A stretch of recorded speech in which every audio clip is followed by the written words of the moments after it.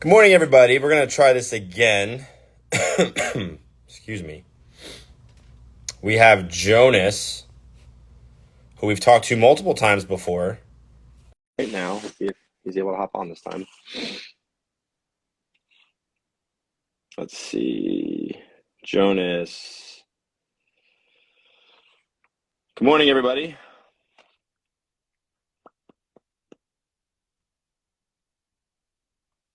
Come on, Jonas. Hopefully, it's not my internet. Sometimes the warehouse internet can be a little.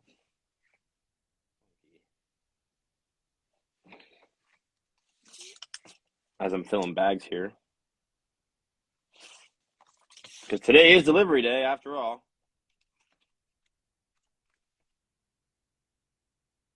Waiting on Jonas.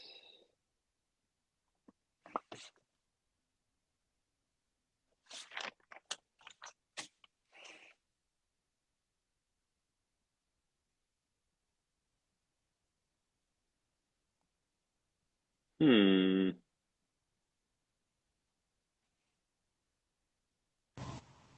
There he is. Hello, hello. What's up, man? How are you? I'm fine, thank you. And you? It's been a while, man. It's been Yeah, I don't even know how long. It's probably been months since we last spoke. That was probably.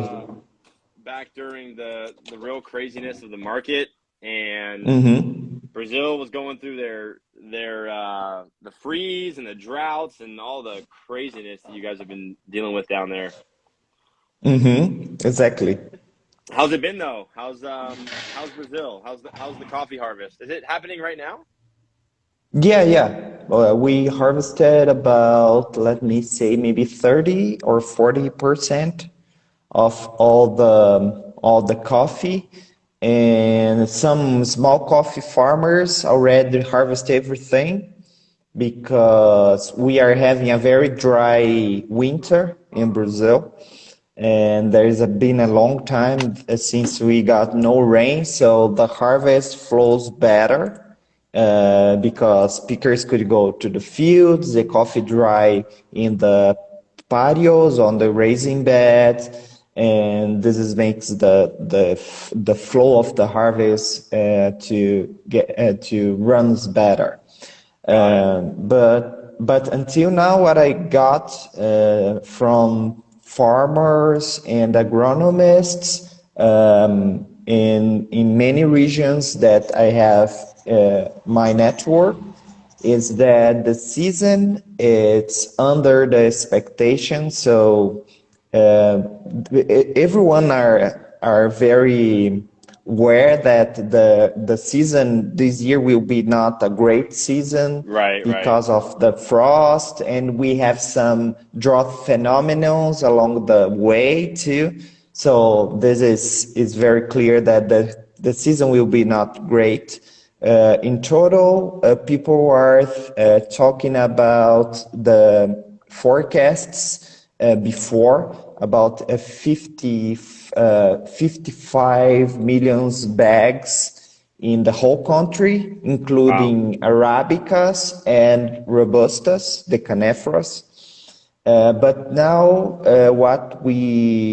what I have been informed by this network that I have, that probably we're gonna harvest less than 50 millions Wow. bags in total because many areas farmers start to harvest the berries and realize the volume, the yields was lower than they are expecting, Wow. and So I think and. real quick, just to give everyone a perspective here. Mhm. So there's two types of species, right, of coffee. Well, two of the main. One is Mm-hmm. Arabica and one is Robusta. And so most of the coffees in specialty tend to be Arabica, but there has been movement. I've seen Blue Bottle launch a Robusta and other companies. Um, do you see any trends going in that direction of more Robusta when it comes to specialty? Yeah, in Brazil, just worldwide, we know Arabica and Robusta, but Robusta is kind of type of it's not really a species. It's the species is Coffea canephora, Oh, but okay. worldwide we know as Robusta because most of the countries go this kind. It's a kind of race of a canephora, but we have in Brazil the like the two races is from canephoras is Robustas and Conilons.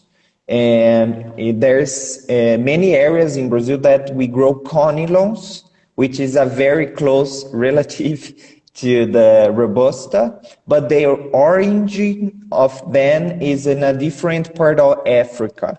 So the Robusta is from some areas of Africa, and the conilons is from other areas of Africa. But both are canephora. We could breed each other and they work well, which is different. If we can't breed well Robustas and Arabicas, Got it. but Robustas and Conilons, they are very close relatives. So in Brazil, the Robustas and Conilons are getting to this path to of quality. So before, like, let me say 5 years ago, Robusta, they are very linked to low quality Yep. beans because it's very cheap.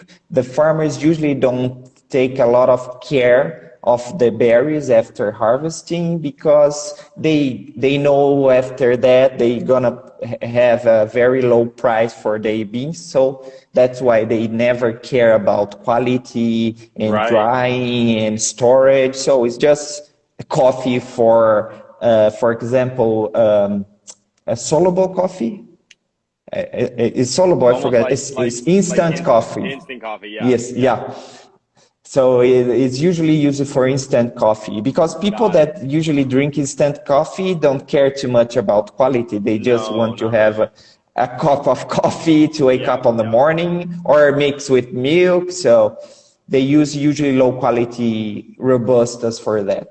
But But by I now, people are start to, like you said, like Blue Bottle, people start to understand, okay, if we treat Robusta well like Arabica, so we care about harvesting, drying, storage, pick the berries in very ripe, the final cup is interesting. It's not like Arabica because it's different.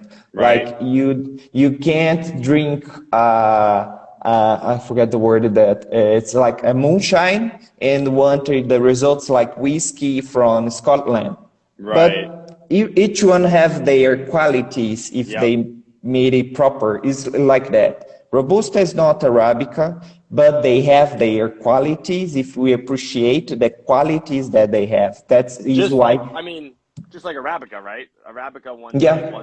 wasn't treated well, and as time progressed, Mm-hmm. and we started to treat it, better and better, it Mm-hmm. became high quality. But I think just so for everyone who's watching understands, coffee grows inside of a cherry or a berry. So when you hear Jonas referring to a berry, that's what he's talking about. And Robusta versus Arabica, though, I think a big difference, from my understanding, is that Arabica or Robusta can stand up against changes in climate and pests in a better, more effective way. Is that correct? Yeah, because of the way that Robusta was developed along the year. Because Arabicas, if I have just a plant of Arabica inside my home, I will have berries in the end of the season. They do Got it. not need another plant, but Robusta is different. We need two plants to cross each other to have seeds. Got it. So if we have plants that need another plant to cross each other, the next generation will be more complete because we have variation of genetics. So that's why Robusta it's not as delicate as Arabica. But Got it. when I have a plant that always is crossing with itself, So the breeding, we do not have a lot of variety, so we not create a lot of resistance and things like that. But Got it. Robusta are more resistant in terms of climate if we think in good quantities of water and high temperatures. If we have low rainfall and dropping temperatures, Arabica could survive better Got it. in lower temperatures and less water than Robusta. Robusta was adapted this harsh condition of high temperatures, a lot of rain, so they could survive better.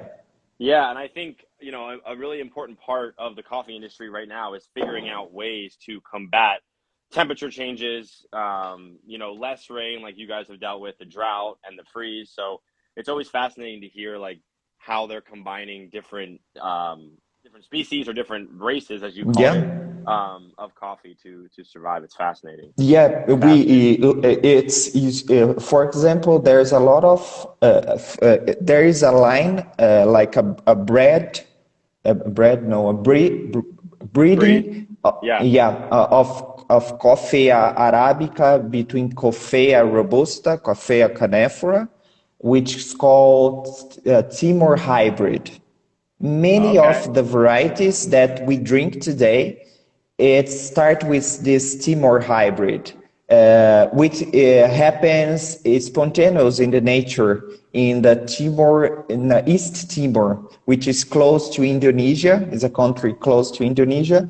So varieties like Star Maya and varieties come to Brazil like Obatan and Arara and many varieties that is coffee leaf resistant came from this breeding. Interesting. And in Brazil, we start now for more than 50 years. We are studying to breed different species of coffea because we just most of the people know just Coffea arabica and Coffea canephora, which is robusta, and but there's a lot of Coffea varieties which we do not drink. For Got it. example, about a year ago, people started talking about Coffea stenophila. Probably if you are into the coffee world, we read some articles about this variety which is growing in the Ivory Coast in Africa.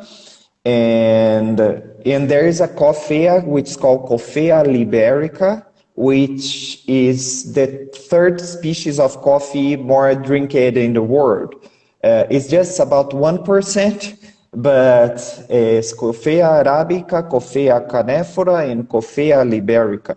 So we Interesting. could do the breeding and see if for example, Coffea robusta is resistant to coffee leaf rust, and Coffea arabica, most of the species that people love, like geisha, caturra, pacamara, they are not resistant to coffee leaf rust, which is Right. a fungi that attacks the coffee leaf. So people start, breeders, the researchers start to cross these two species to keep quality and bring the genes of Robusta to the Arabica in That order is to fascinating. pudding resistant, which is important because if you want a world with more sustainability, means we should try to use less agrochemicals in the farm. If we have a variety that is genetically resistant by breeding for a fungi, for a fungus, so it's mean like I don't need to use any kind of fungicide in my field Right, right. because I already have the a resistant variety. So farmers could use less agrochemicals. So the research that I try to do this with many diseases because to keep an organic farm is really hard. It's not Yeah. easy.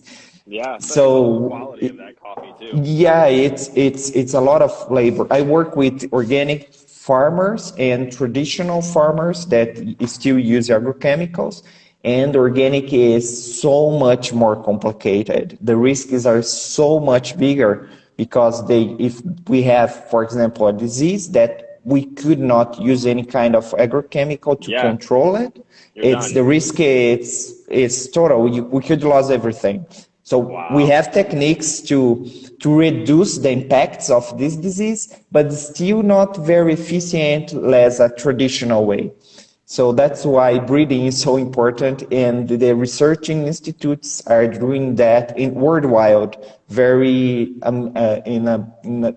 with a lot of dedication to bring these new varieties to the farmers and then to the drinkers. Which sometimes when you drink a coffee which is fantastic, like geisha, for example, the challenge is to grow a variety that is very old, is not a new variety. So it's not a variety with a lot of vigor, with a lot of yields, and it's not coffee leaf resistant like Castillo that is grown in Colombia, for Mm-hmm. example. Mm-hmm. So you should know if you drink that coffee, there's a lot of labor on that. It's hard to grow an old variety in the field because They're of just very that. delicate, right? They're just more Yeah, delicate and exactly. yeah, yeah, wow. And that's why everyone wants them, of course. Yeah, because it's hard So to get. yeah, yeah. So let's go back real quick to the harvest. So I know like Colombia, for example, has multiple harvests per year, the way their plants bloom.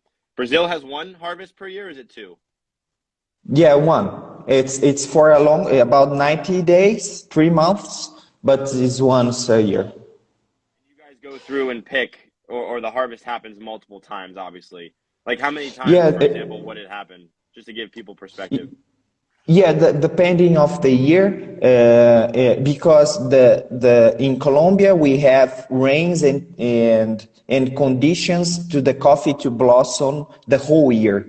That is why in some countries that very close to the Ecuador, like Colombia or Mm-hmm. Mexico or Costa Rica, they have a lot of picking along the year because if the coffee tree, in terms of Arabica, if the coffee tree is stimulated with rains, they blossom. So they could blossom the whole year. So in a branch of coffee in Colombia, if someone go there, you see like green berries, unripe berries, by the way, smaller, and fruits and ripe berries in the same branch. If Got you it. come to Brazil, it's different because we have a rain season that starts usually in September.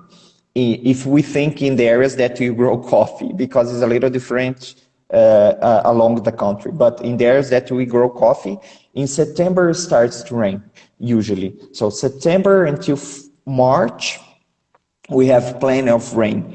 And March between August, we have the winter and drought season. Usually do not rains a lot. So when the coffee after March stops the rain, the coffee stops like hibernates, kind of hibernation.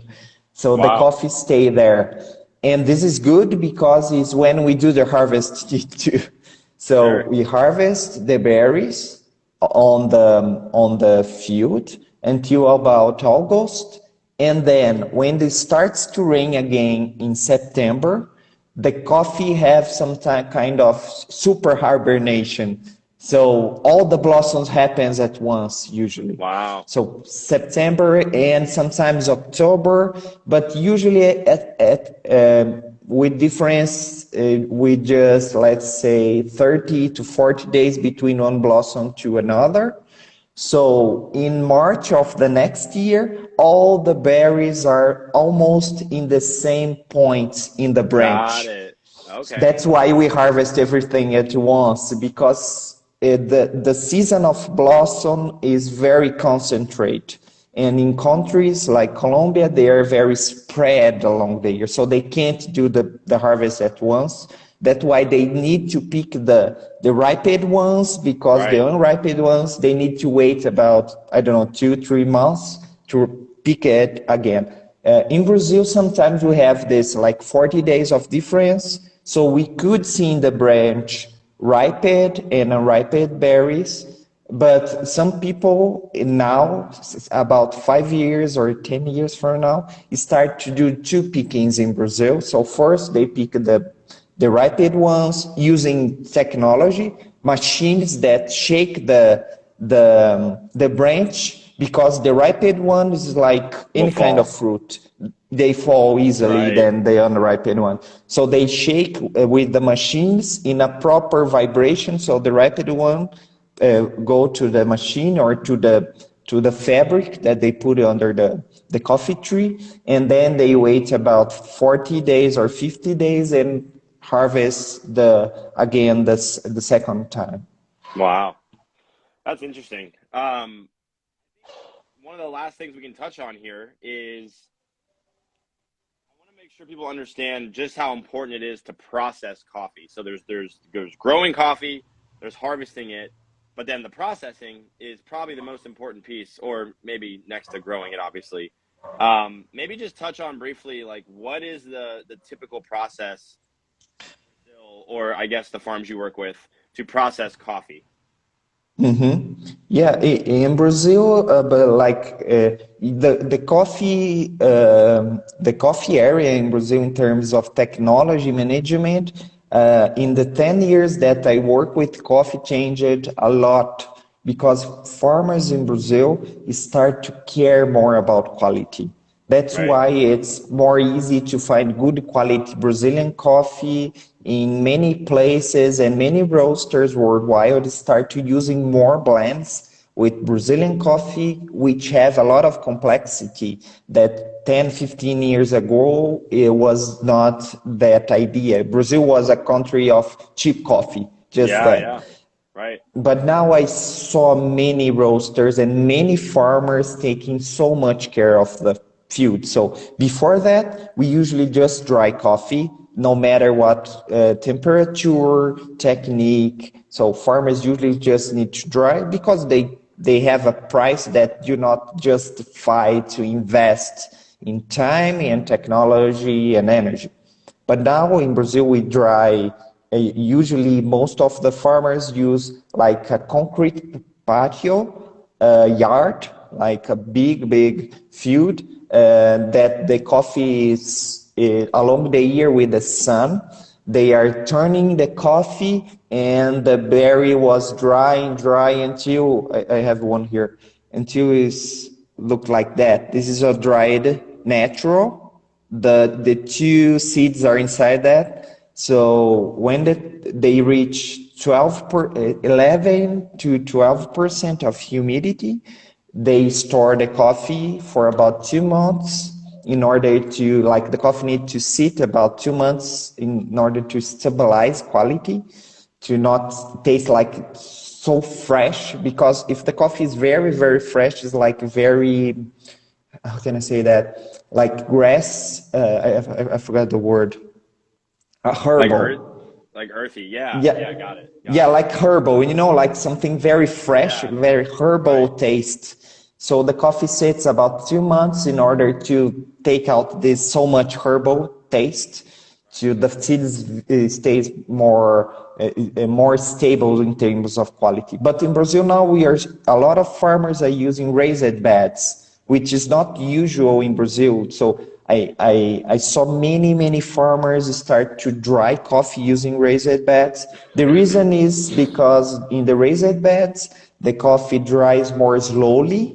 So we have a lot of studies in Brazil that with a conclusion that when the coffee dries slowly, um, it's good for quality. Interesting. If do not much slowly because it could grow mold if it dries Got so it. slowly. Right, right, right.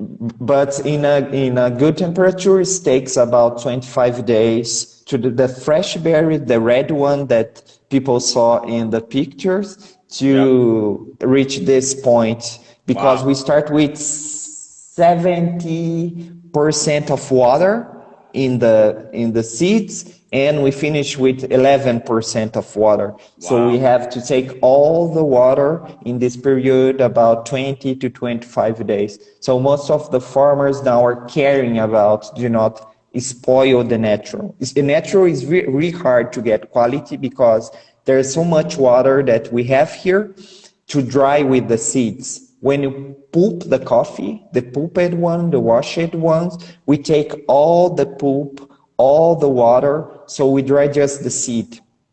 So But it's the more naturals, consistent. It's more yeah, clean. It's more, that's yeah. why it's easy to find a washed with quality because it's kind of easier if we do because inside the berry, between the seeds and the peel, we have a lot of sugar here. So if we take the sugar and the water out, the chance to grow bacteria, fungi is so much is minimum than when we dry the natural. So it's Right. hard to dry naturals and have quality. But in my opinion, I like the complexity of the natural if we could Me do a too. high quality natural. So I think here's a great example. I have a natural processed coffee here, and then I have a washed coffee, raw.